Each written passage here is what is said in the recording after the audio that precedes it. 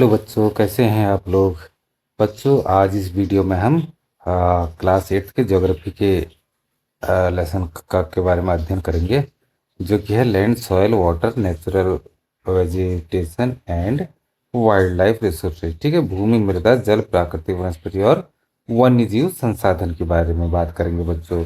अब क्या क्या होते हैं ये सब चीज़ों के बारे में हम एक एक करके करेंगे। भूमि क्या है, मृदा क्या होती है, जल, प्राकृतिक वनस्पति और वन्य जीव संसाधन, टोटल 5 चीज़ों के बारे में हम यह इसमें चर्चा करेंगे। तो सबसे पहले बात करते हैं बच्चों की प्राकृतिक संसाधनों का परिचय। किसे कहते हैं प्राकृतिक संसाधन। ठीक है, प्राकृतिक संसाधन बच्चों वही संसाधन होते हैं जो हम जिनका हम जो है जो हमें डायरेक्टली प्रकृति से मिलते हैं। ठीक है, प्रकृति से डायरेक्टली मिलते हैं। अब जैसे बादल है, प्राकृतिक संसाधन है, प्रकृति से मिला। पहाड़ प्रकृति से मिला। मिट्टी प्रकृति से मिली।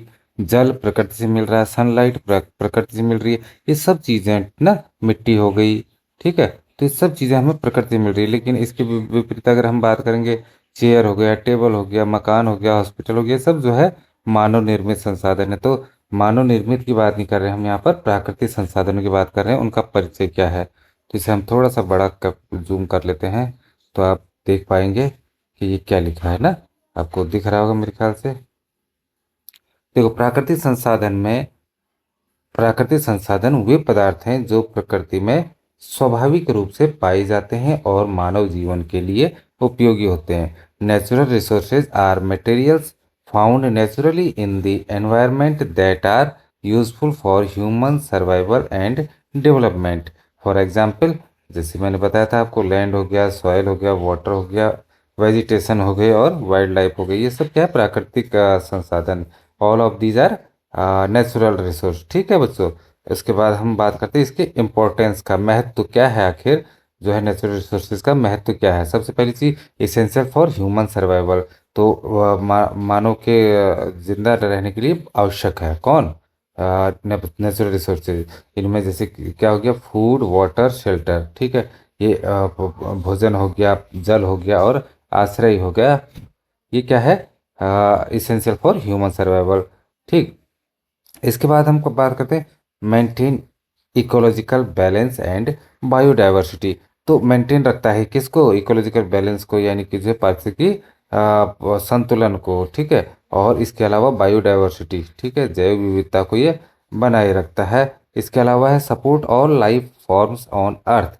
ठीक, उन सभी जीवन के रूपों का आधार है ये, जो कि पृथ्वी पर हैं, यानी कि सभी सभी प्राणी। ठीक है, चलते हैं आगे। आगे हम बात करते हैं बच्चों प्राकृतिक संसाधनों के प्रकार के, टाइप्स ऑफ नेचुरल रिसोर्सेज। तो natural resources are basically 2 types. ठीक है, एक होता है आपका रिन्यूएबल रिसोर्सेज और दूसरा नॉन रिन्यूएबल रिसोर्सेज। तो यहाँ देखते हैं हम क्या 2 बताए गए हैं, बात करते हैं यहाँ। ये देखो, हम लैंड रिसोर्सेज, अच्छा, ये टाइप्स ऑफ रिसोर्सेज कह रहा है वो, हालांकि तो वैसे हमने बात की वो अलग चीज़ है, रिन्यूएबल और नॉन रिन्यूएबल की। यहाँ पर बात कर रहे हैं एक एक चीज़ की कि ये लैंड रिसोर्स है, भूमि संसाधन की बात हो रही है कि जो है ये किस किस क्या है। तो भूमि संसाधन क्या है, वही जो हम फसल उगाते हैं अपनी भूमि पर, मकान बनाते हैं, ठीक है, और खेलते हैं। ये टोटली हम भूमि को क्या बना देते हैं, एक रिसोर्स बना देते हैं इंसान के लिए। ठीक है बच्चों, तो भूमि क्या है, अब भूमि बता दिया मैंने। भूमि तो तुम्हें पता है, जहाँ पर रहते हो, खेलते हो, खाते हो, पीते हो, सब कुछ इसी भूमि पर करते हो, उसी को भूमि कहते हैं। तो है क्या, land is the solid surface of the earth that is not covered by water. It is a vital natural resource that provides habitat for humans and other living organism. ठीक है, भूमि पृथ्वी का वो ठोस सतह है या ऊपरी भाग है, ऊपरी ठोस सतह है जो जल से ढकी नहीं हुई है। बाकी तो सब जल से ढकी है, लेकिन ये जल से ढकी नहीं है। यह एक महत्वपूर्ण प्राकृतिक संसाधन है जो मनुष्यों और अन्य जीवों के लिए आवास प्रदान करती है। अगर ये भी जल से ढक जाए तो हम लोग जो है रह नहीं पाएंगे बच्चों का धरती पर, हमारे लिए धरती अनुपयोगी हो जाएगी। ठीक है, तो इसी को हम कहते हैं भूमि। अब भूमि का उपयोग के बारे में बात करते हैं तो कृषि और खेती में इसका उपयोग होता है। आवास और बस्तियां, यानी कि हाउसिंग होता है। वन और वन्य जीव आवास इसी में रहते हैं, फॉरेस्ट जो है। इसके अलावा जो है उद्योग और बुनियादी ढांचा जो है इसका, वो हुआ यही भूमि में। मनोरंजन और पार्क सब जो है भूमि में ही होते हैं बच्चों। ठीक है, इसके अलावा भूमि के उपयोग उपयोग तो अभी बता दिया आपको, ज़्यादा इस पे वो नहीं करना है। भारत में भूमि वितरण की बात करते हैं, एग्रीकल्चर। ठीक है, तो ये आप सामने देख रहे हैं, ये भारत की भूमि है, इसमें एग्रीकल्चर योग्य ज़मीन जो है कहाँ पर है, जो गाढ़े रंग की हरे रंग की ये है, ये एग्रीकल्चर लैंड है। ठीक है, ये यहाँ पर यहाँ पर हमें सिंबल्स दिखाए गए हैं कौन सी किस चीज़ के लिए, तो आप देख लीजिए। इसके आगे हम चलते हैं बच्चों, भूमि से जुड़ी समस्याएं। ठीक है, प्रॉब्लम्स रिलेटेड टू लैंड। तो अब क्या है प्रॉब्लम रिलेटेड टू लैंड? सबसे पहले मृदा अपरदन की बात हो रही है यहाँ। ठीक है, सॉइल इरोजन जो होता है, तो सॉइल इरोजन की बात हो रही है बच्चों। मृदा अपरदन किससे होता है? पानी और हवा द्वारा मिट्टी की ऊपरी उपजाऊ परत का बह जाना यह कृषि उत्पादकता को गंभीर रूप से प्रभावित करता है। अगर मृदा यानी कि जो ऊपर की पोषक तत्वों से भरपूर मिट्टी है वो बह जाएगी, तो फसल जो है ढंग से हो नहीं पाएगी, और जो है ये बहुत फसल उगाने के लिए बहुत आवश्यक है। इसके अलावा एक प्रॉब्लम है वनों की कटाई। ठीक है, डिफॉरेस्टेशन जो है वो हो रहा है। तो कृषि उद्योग और जो है लोगों के बसने के लिए जो है वनों का विनाश हो रहा है, वो भी अंधाधुंध विनाश हो रहा है। इससे क्या हो रहा है? जैव विविधता जो है, बायोडाइवर्सिटी जो होता है, बायोडाइवर्सिटी और पारिस्थितिक तंत्र को नुकसान होता है इससे बच्चों। ठीक, इसके अलावा हम बात करते हैं इसके इस जो इससे अम, तीसरी तो तीसरी प्रॉब्लम है बच्चों भूमि क्षरण। क्या है? भूमि क्षरण। तो भूमि क्षरण क्या होता है? देखो, अत्यधिक रासायनिक उर्वरकों, कीटनाशकों और खराब कृषि पद्धतियों से क्या होता है? भूमि की गुणवत्ता में गिरावट आती है। भूमि की गुणवत्ता माने मिट्टी की गुणवत्ता में जो है गिरावट आ जाती है। आजकल हम बहुत सारे केमिकल जो है यहाँ पर और फर्टिलाइजर्स, केमिकल फर्टिलाइजर जो है यूज करते हैं, और कंपोस्ट खाद का बहुत कम प्रयोग होता है। तो जो है इससे क्या हो रहा है कि मिट्टी की गुणवत्ता जो है बिल्कुल खत्म हो जा रही है, जिससे फसल पर भी असर पड़ता है। इसके अलावा जो शहरीकरण है, सिटीज बन रही है जगह जगह, तो तेजी से बढ़ते शहरों के कारण उपजाऊ कृषि भूमि का जो है कंक्रीट में बदलना, क्या हो रहा है? उपजाऊ भूमि कृषि कंक्रीट में बदल जा रही है, और सुरक्षा के लिए जो है गंभीर खतरा हो जा रहा है ये। ठीक है बच्चों, तो ये थी भूमि से जुड़ी समस्याएं। अब आते हैं भूमि संसाधनों का संरक्षण। ठीक है, जो सॉइल है हमारी रिसोर्स, उसको हम कैसे जो है प्रोटेक्ट कर सकते हैं, कैसे बचा सकते हैं, कैसे कंजर्वेशन ऑफ लैंड रिसोर्स। ठीक है, सबसे पहला वनीकरण। ठीक है, तो हमें क्या करना चाहिए? प्लांटेशन करना चाहिए। ठीक है, इसके लिए तो वृक्षारोपण और नियंत्रित वनों की कटाई से भूमि की रक्षा होती है। ठीक है, नियंत्रित नहीं, नियमित। ठीक है, क्या है? वृक्षारोपण और नियमित वनों की कटाई से भूमि की रक्षा होती है। पेड़ मिट्टी को बांध कर रखते हैं और जल चक्र को संतुलित करते हैं बच्चों। ठीक है, पहले ले लेते हैं बरसात में, उसके बाद जो है गर्मियों में इसे पानी को छोड़ते हैं, जिसे हम स्रोत के रूप में पीते हैं। इसके अलावा है मृदा अपरदन रोकथाम। ठीक है, तो सीढ़ीदार खेत और समोच्च जुताई से मिट्टी का कटाव रुकता है। वायु अवरोधक पट्टियां भी प्रभावी हैं। अभी सीढ़ीदार खेत क्या है बच्चों? ये पहाड़ी एरिया में जो है सीढ़ीदार खेत बनते हैं। सीढ़ीदार खेतों का मतलब कि बारिश हुई जैसे, तो वो मृदा को बहा करके एक खेत से ले जाएगी दूसरे खेत में, दूसरे खेत में से थोड़ा सा मृदा उसमें रह जाएगी, उसके बाद तीसरे खेत में जाएगी, फिर मृदा रुकेगी, फिर चौथे खेत में। इस तरीके से क्या है, मृदा जो है बिल्कुल बह नहीं पाएगी। ठीक है, और उसके अलावा वायु अवरोधक पट्टियां भी लगी होती हैं। इसके बाद हम बात करते हैं सतत भूमि प्रबंधन। ठीक है, तो मैनेजमेंट होता है, मैनेजमेंट ऑफ सॉइल या लैंड कह सकते हैं। इसमें हम बात करेंगे बच्चों कि भूमि का टिकाऊ उपयोग करना। ठीक है, जिससे भविष्य की पीढ़ियों के लिए भी, जो हमारी आने वाली जनरेशन है उनके लिए जो हमारे रिसोर्सेज हैं वो बचे रहें, और फसल चक्र जो है हमारा वो जो है, और जैविक खेती इसके क्या है? उदाहरण है। इसके अलावा नगर नियोजन जो होता है, ठीक है, तो नगरों का नियोजन भी बड़ा अच्छा होना चाहिए। शहरी क्षेत्रों का उचित नियोजन और जोनिंग से उपजाऊ भूमि की सुरक्षा होती है। ठीक है, हरित क्षेत्र और खुले स्थान आरक्षित रखने चाहिए। समझ गए? हरित जगह और वो खुले स्थान उनको क्या है, आरक्षित रखना चाहिए, मतलब कि जो उनका दोहन न कर पाए कोई। ठीक है।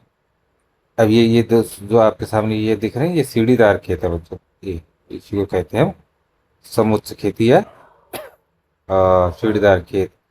अब आते हैं हम सॉइल रिसोर्सेज में। अब ये मृदा दिख रही होगी ये, ठीक है। ये बच्चे, अभी तो हम बात लैंड की करे थे बच्चों। लैंड तो पूरे ठोस परत थी जमीन का। ठीक है, वो लैंड थी, लेकिन लैंड इसमें जो ऊपरी परत होती है ये सॉयल, इसको कहते हैं मृदा। ठीक है, आप देख रहे होगे मृदा, तो इसी को हम मृदा संसाधन या सॉयल रिसोर्स कहते हैं। अब क्या है मृदा, क्या है बच्चों? ये देख सकते हैं आप क्या लिखा है। मृदा पृथ्वी की सबसे ऊपरी परत है जो पौधों के जीवन को सहारा देती है। यह चट्टानों के अपक्षय और जैविक पदार्थों के अपघटन से बनती है। मृदा के मुख्य घटक है खनिज पदार्थ जो कि 45% है मृदा में, जैविक पदार्थ जो कि 5%, और वायु 25% और जल 25%। ठीक है, यही मृदा है बच्चों। अच्छा, उसके बाद ये देख लो मृदा का आपको ये दिख रहा होगा। ठीक है, सबसे पहले ऊपर टॉप सॉइल है, फिर ह्यूमो सॉइल, फिर उसके बाद सब सॉइल, रॉक्स, नीचे रॉक्स है। ठीक है, और उससे भी नीचे बेड रॉक्स है, मतलब चट्टानों का एक बिस्तर कह सकते हैं उसे, सेज कह सकते हैं। ठीक है, तो ये लिखा है soil is the thin layer of material covering the Earth's surface that supports plant life. It forms through weathering of rocks and decomposition of organic matter over thousands of years. Key components include minerals 45%, organic matter of the humus 5%, air 25%, and water 25%. These components work together to provide nutrients and support for vegetarian. ठीक है, तो vegetation मतलब वनस्पतियों के को देने के लिए। अब आगे चलते हैं हम बच्चों। आगे बात आएगी हमारी यहाँ पर रॉक फ्रेगमेंट्स है ये, और देख सकते हैं आप इस तरीके से ये चित्र देख सकते हैं कहाँ पर सॉयल है, फिर क्या है, फिर रॉक है, रॉक्स। ठीक है, तो इनके बारे में बात हो रही है। पहले हम बात करते हैं चट्टानों का अपक्षय क्या होता है। ठीक है, अपक्षय, जो अपर्दन और अपक्षय दो चीजें होती है ना, तो ये अपक्षय की बात है। यहाँ चट्टाने जो है तापमान परिवर्तन, हवा, पानी और जैविक क्रियाओं से टूटकर छोटे छोटे कणों में बदलती है। यह प्रक्रिया हजारों वर्षों में होती है। आज जो पहाड़ तुम देख रहे हो बच्चों, तो वो लगातार घिस रहा होता है, लेकिन हमें पता नहीं चलता। वो उसकी ऊंचाई कम होते जाएगी, घिसते घिसते अपक्षय के कारण कम होते जाएगी, तो वो हमें नहीं पता लगेगा। आने वाली कई पीढ़ियों को तब पता चलेगा कि जो है वो इतना छोटा हुआ है। हो सकता है जो पहाड़ जो है आज हम देखते हैं वो बहुत पहले बहुत बड़े हुआ करते होंगे, आज उनका अपक्षय हो गया तो छोटे रह गए। चलिए, चलिए आगे बात करते हैं पौधों और जीवों का अपघटन। ठीक है बच्चों, अब पौधों और ये आपको दिख रहा है नहीं दिख रहा, मुझे समझ नहीं आ रहा कि 1 मिनट में इसमें मैग्नीफायर लगा के देखता हूँ। हाँ, तो अब देखते हैं बच्चों हम मैग्नीफायर से, शायद आपको अब दिख रहा हो। पौधों और जीवों का अपघटन। ठीक है, मृत पौधे और जानवर सूक्ष्म जीवों द्वारा विघटित होकर ह्यूमस बनाते हैं। यह मृदा को उपजाऊ और पोषक तत्वों से भरपूर बनाता है।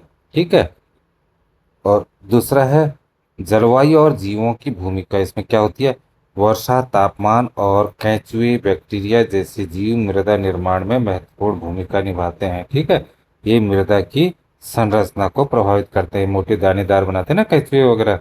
तो ये आ गया बच्चों।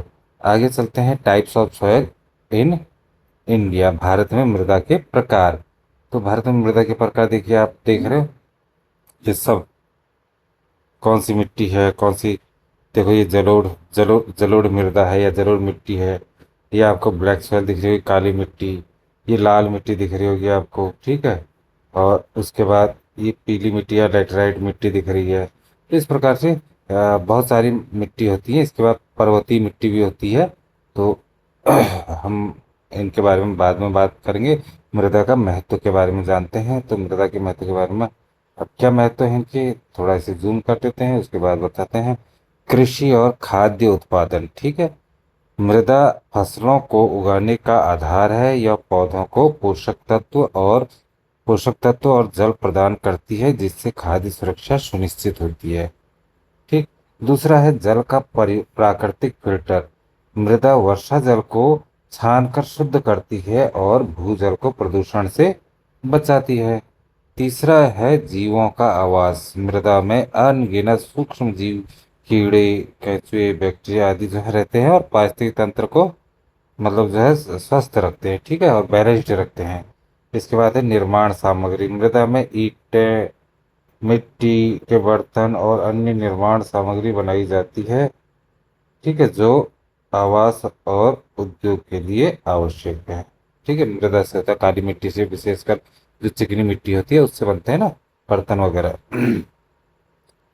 अब बच्चों ये जो है आपके सामने यहाँ पर मृदा ये खाद दिखाई है।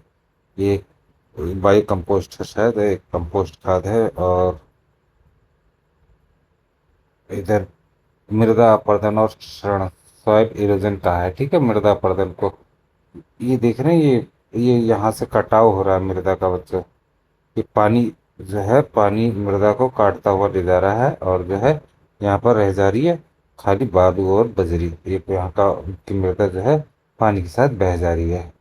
तो सॉइल इरोजन कैसे होता है, क्या होता है, कारण कारण लिखा है, ठीक है। कॉज क्या है, कारण में है वनों की कटाई, डिफोरेस्टेशन होता है जो, उसके कारण मृदा पेड़ों की जड़ें पकड़ के रखती थी मृदा को, तो पेड़ ही कट गए तो कहाँ से होगा। पेड़ों की जड़ें मिट्टी को बांधे रखती हैं, इसके कटने से मिट्टी ढीली हो जाती है, ठीक है।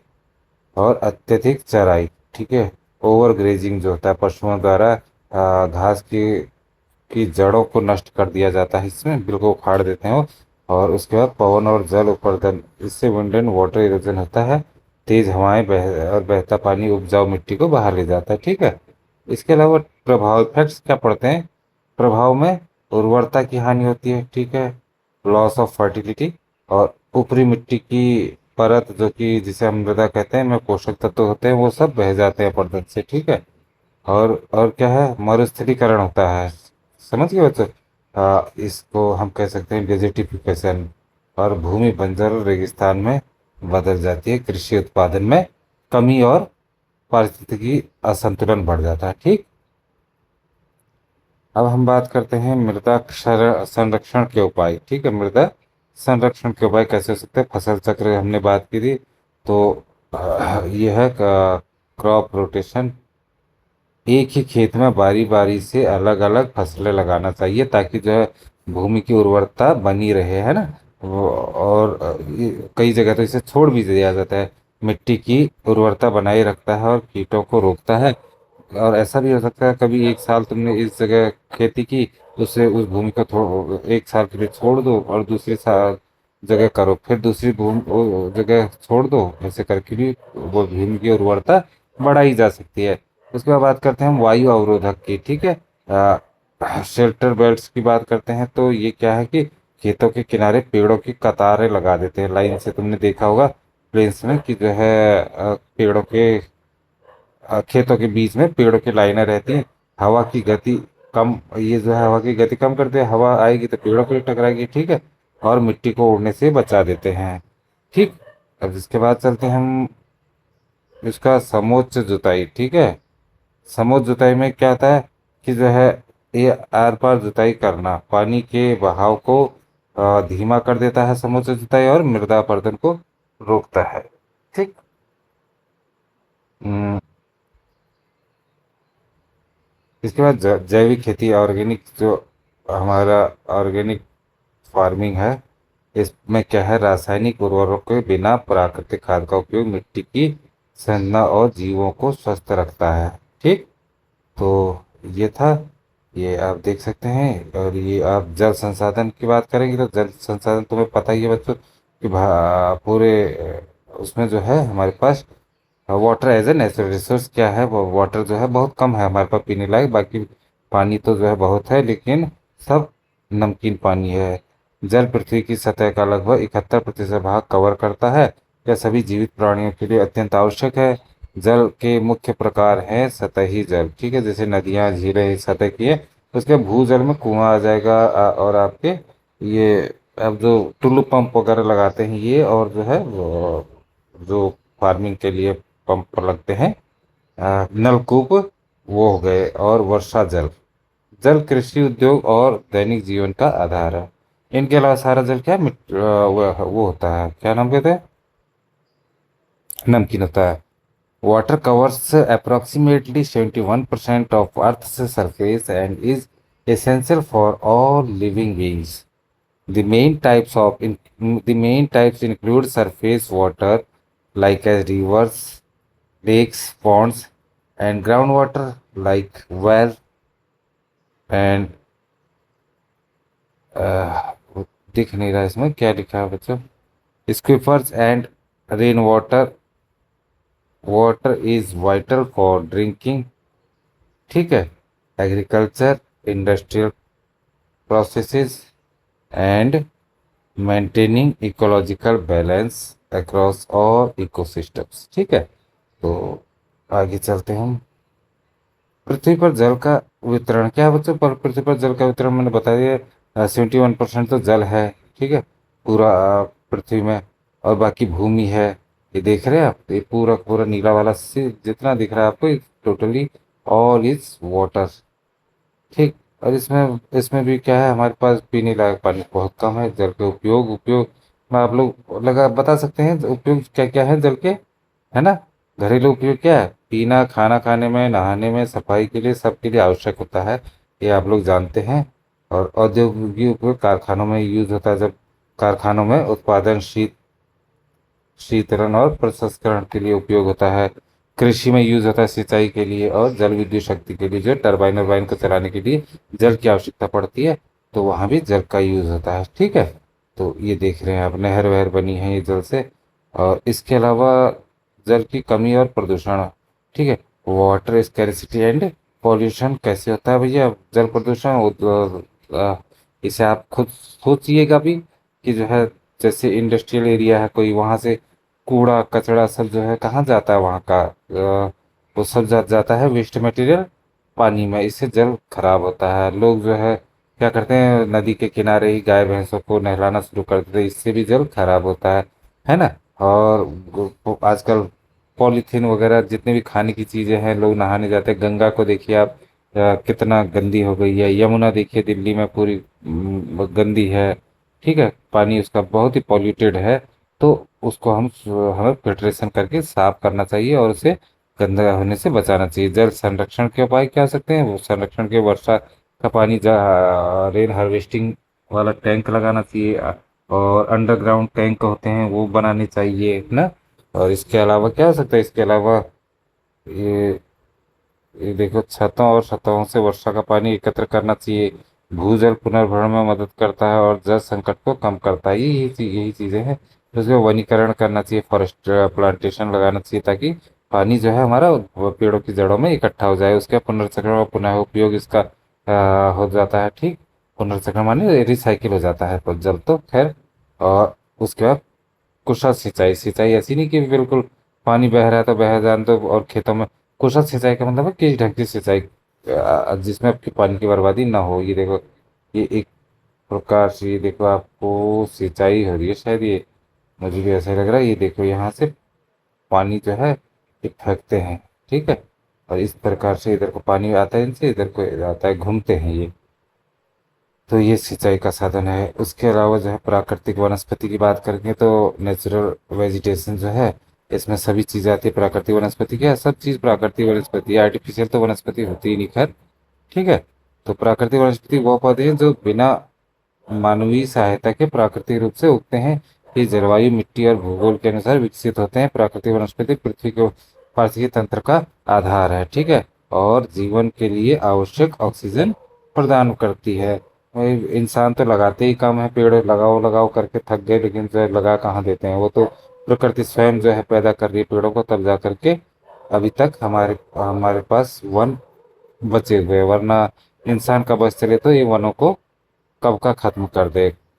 अब वनों के प्रकार, वो भारत में वन प्रकार बात करते हैं तो उष्ण कटिबंधीय सदाबहार वन, ठीक है।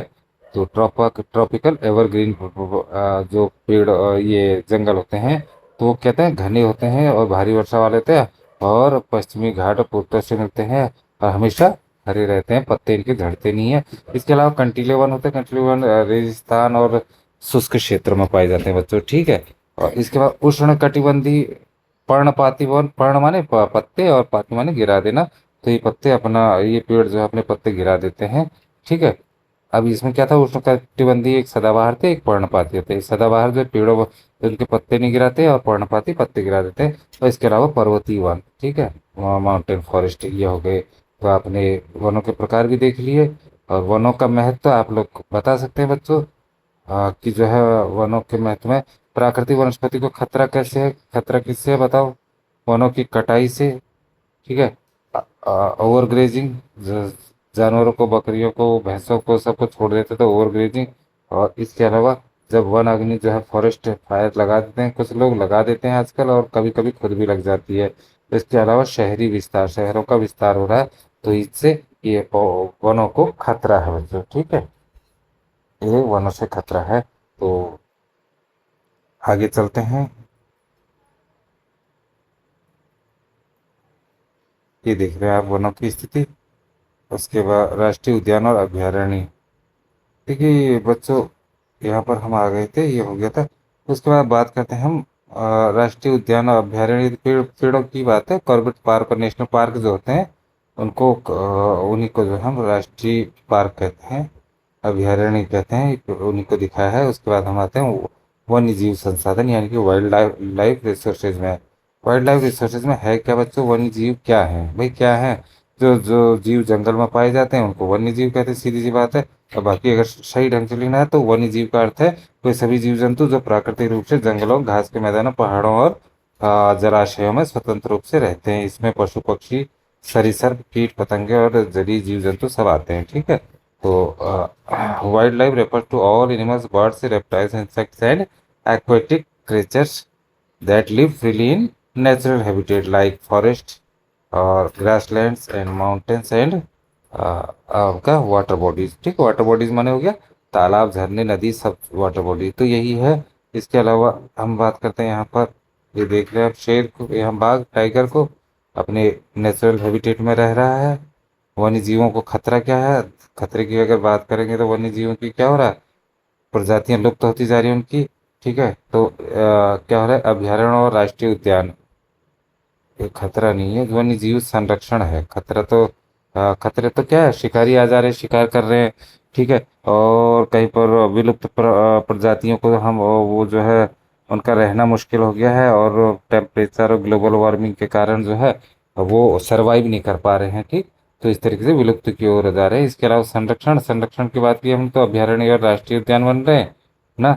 और अवैध शिकार को रोकने का प्रयास किया जा रहा है, सीसीटीवी कैमरे लग रहे हैं जंगलों में, और वन्य जीव गलियारे बन रहे हैं। इसके अलावा जन जागरूकता, यानी कि अवेयरनेस फैलाई जा रही है पब्लिक के बीच। तो ये हो रहा है। भारत के प्रमुख वन्य जीव अभ्यारण्य ये तुम देख रहे हो, जैसे ये है, ये क्या है भाई, कहाँ का है? ये है जिम कॉर्बेट नेशनल पार्क, ठीक है, रामनगर जिम कॉर्बेट पार्क ये है। एक सींग वाला गैंडा जो है काजीरंगा का है, काजीरंगा में ही गैंडे फेमस हैं। उसके बाद ये रणथंभौर का बाग दिख रहा है यहाँ। और यहाँ तुम्हें जो है